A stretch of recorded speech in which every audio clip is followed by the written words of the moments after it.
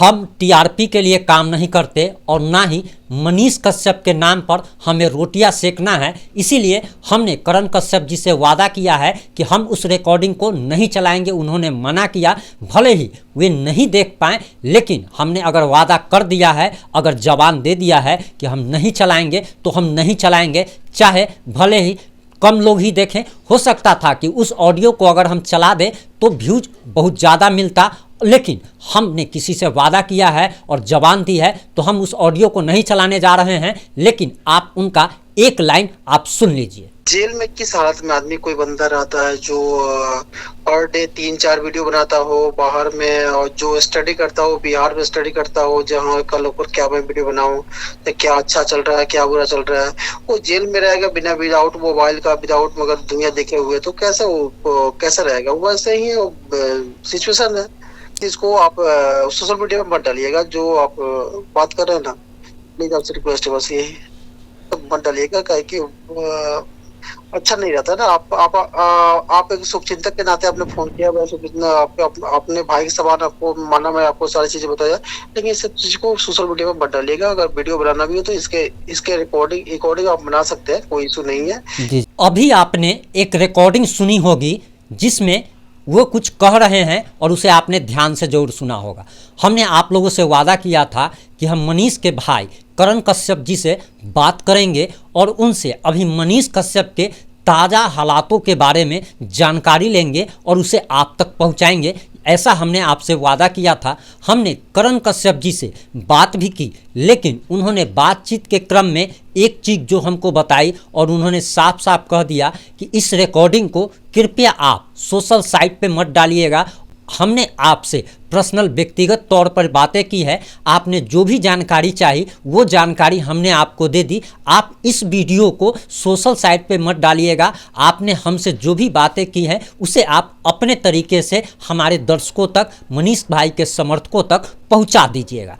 तो हम आपसे वही करने जा रहे हैं। उनसे जो भी बातचीत हुई है उसके बारे में और आप लोगों ने जो सवालात किए थे उसके बारे में हम आपको बताने जा रहे हैं। सबसे पहला एक सवाल एक यादव जी का था। उन्होंने पूछा था कि आखिर मनीष कश्यप का जो अकाउंट फ्रीज किया गया था, क्या वो अकाउंट जो है वो बिहार पुलिस ने जो फ्रीज किया गया था उसको डिफ्रीज कर दिया गया, यानी कि क्या अब उस अकाउंट से मनीष कश्यप के परिवार के लोग या मनीष कश्यप पैसे निकाल सकते हैं या नहीं। तो आपको बताते चले कि दरअसल मनीष कश्यप का अकाउंट बिहार पुलिस ने जो फ्रीज किया था वो अभी तक फ्रीज है और उसमें से कोई भी जमा और निकासी उस अकाउंट से नहीं हो सकती है। मनीष कश्यप के केस में अभी तक जो भी खर्च हुए हैं या चाहे जितने भी खर्च हुए हो, वो मनीष कश्यप के परिवार वालों ने जहां तहां से पैसे जुगाड़ किए या वो कहीं से भी लाए, उन्होंने पैसे वहां से जुगाड़ किए। मनीष कश्यप का अकाउंट अभी भी फ्रीज है और उस अकाउंट में 40 या 42 लाख रुपया जो भी था वो अभी भी उसी अकाउंट में है और उस अकाउंट से ना तो पैसा जमा हो सकता है अकाउंट में और ना ही उस अकाउंट से पैसा निकाला जा सकता है। दूसरा सवाल जो दर्शकों ने सबसे ज़्यादा किया था कि मनीष भाई की क्या स्थिति है, मनीष भाई अभी कैसे हैं, तो उसके बारे में जब हमने बात की तो उन्होंने साफ साफ कहा कि मनीष भाई अभी काफ़ी ज़्यादा दिक्कत में हैं और दिक्कत इस कारण से सबसे ज़्यादा बढ़ी हुई है क्योंकि सबसे पहले तो वहाँ पे भाषा की प्रॉब्लम है। आप ज़रा सोचिए, कोई 1000 किलोमीटर दूर दूसरे राज्य के काल कोठरी में अगर कोई व्यक्ति अगर बिहारी वहाँ पे बंद हो, जहाँ पे मद्रासी भाषा बोली जाती है, जहाँ पे तमिल भाषा बोली जाती है, तो वहाँ पे भाषा की कितनी समस्याएं होंगी कि आखिर अपने इंसान अपने मन की बात भी किसी को कह नहीं पाता होगा। आप ज़रा सोचिए कि आप अगर दुख में अगर रहते हैं या आपके पास अगर खुशी होती है तो आप चाहते हैं कि हम ये बात किसी से शेयर करें, लेकिन आप शेयर किससे करेंगे जब आपकी भाषा ही कोई नहीं समझ सकता हो। दूसरी जो सबसे बड़ी दिक्कत उन्होंने बताई वो खान पान की दिक्कत बताई और खान पान की दिक्कत इसीलिए है क्योंकि हमारे बिहार में कुछ और खान पान का जो है वो कुछ और है और वहाँ पे कुछ और है, जिस कारण खान पान में भी दिक्कत होती है और इस कारण मनीष भाई के स्वास्थ्य पर भी काफ़ी असर पड़ रहा है। तीसरा सवाल जो सबसे ज़्यादा लोगों ने पूछा था कि मनीष भाई के केस की अभी क्या स्थिति है, तो केस की क्या स्थिति है इसके बारे में जो उन्होंने बताया उसको हम थोड़ा सा संक्षिप्त में बताएंगे और आपको हम बताते चले कि इससे पहले हमने वो वीडियो चला दी है और बता दिया है लोगों को वकील साहब से बात करके कि आखिर वकील साहब क्या कह रहे हैं। और उस वीडियो का लिंक डिस्क्रिप्शन में दिया हुआ है कि मनीष भाई कब तक छूटेंगे, ये सारी बातें वकील साहब ने बताई है। अब आपको बताते चले कि दरअसल केस की स्थिति के बारे में उन्होंने यही कहा कि सुप्रीम कोर्ट ने उन्हें हाई कोर्ट के पास जाने को कहा है और हाई कोर्ट के लिए वे लोग मूव करेंगे, लेकिन जब तक NSA नहीं हटेगा तब तक कुछ भी कहा नहीं जा सकता है। हमारा दर्शकों ने, हमारे पॉजिटिव इंडिया के परिवार के सदस्यों ने एक सवाल और किया था कि आखिर बागेश्वर धाम के पंडित धीरेन्द्र कृष्ण शास्त्री पटना में मिले थे या नहीं मिले थे मनीष कश्यप के भाई से। तो आपको बताते चले कि मनीष कश्यप के भाई की अर्जी पटना में धीरेन्द्र कृष्ण शास्त्री में नहीं सुनी, धीरेन्द्र कृष्ण शास्त्री के दरबार में अर्जी नहीं लग पाई और धीरेन्द्र कृष्ण शास्त्री से मनीष कश्यप के भाई करण कश्यप जी की मुलाकात नहीं हो पाई।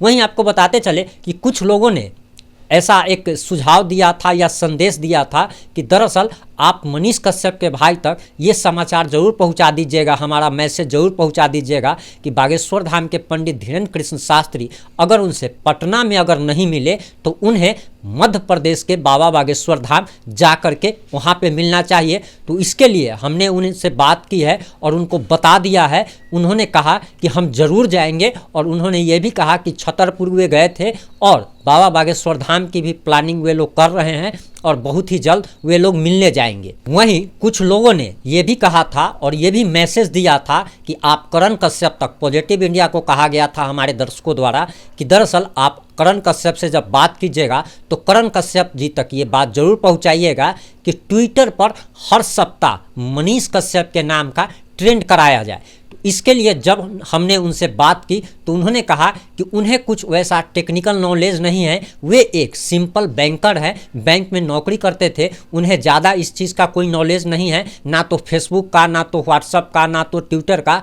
और उन्होंने यहाँ तक कह दिया कि दरअसल उनका जो ट्विटर जो अकाउंट है उस पे मात्र एक लोगों ने फॉलो किया हुआ है, उन्हें ट्विटर के बारे में उतनी ज़्यादा जानकारी नहीं है, इसलिए वे लोग इसमें कुछ कर नहीं सकते हैं। एक चीज बता रहा हूँ, मैं ट्विटर आज तक मैं चलाया भी नहीं हूँ। आप मेरा करण कश्यप पे जाइएगा, लगभग एक भी आदमी फॉलो नहीं किया है।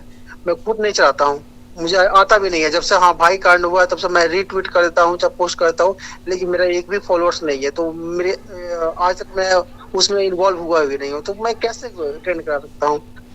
वहीं उन्होंने मनीष कश्यप के समर्थकों का अब बहुत ज़्यादा आभार जताया है, धन्यवाद अदा किया है कि आप सभी लोग अभी उनके बुरे समय में उनके साथ खड़े हैं, उनके परिवार के साथ खड़े हैं। वहीं उन्होंने, जब हमने ये सवाल किया कि मनीष कश्यप से जब आप मिले थे तो उन्होंने बिहारियों के बारे में क्या क्या सवाल किए या उन्होंने आपसे क्या बातचीत की, तो उसका कुछ अंश मैं बताने जा रहा हूं जो कि उन्होंने मना किया है, लेकिन मैं कुछ अंश आपको बता देता हूं कि दरअसल उन्होंने बिहारियों के बारे में पूछा। उन्होंने ये भी पूछा कि दरअसल बिहार में अभी क्या चल रहा है, क्या लोग मुझे भूल तो नहीं गए हैं। और उन्होंने इसके साथ ही साथ ये भी पूछा कि इस बुरे वक्त में कौन कौन लोग उनके साथ खड़े हैं, कौन कौन लोग विरोध में खड़े हैं, और ये जानना बहुत ही ज़्यादा उनको जरूरी लगा। इस पर मनीष कश्यप के भाई करण कश्यप ने बताया कि बिहार के 90% लोग उनके साथ खड़े हैं और मात्र 10% लोग ही विरोध में हैं। वहीं उन्होंने साफ साफ कहा कि डिजिटल मीडिया के पत्रकार अभी भी बराबर उनकी खबरें चला रहे हैं, लोगों को दिखा रहे हैं, और भले ही नेशनल मीडिया उनकी खबरों को भूल चुका हो, टीवी पर से वे उतर चुके हों, लेकिन अभी भी डिजिटल मीडिया के जो भी पत्रकार हैं वे मनीष कश्यप की खबरों को दिखा रहे हैं।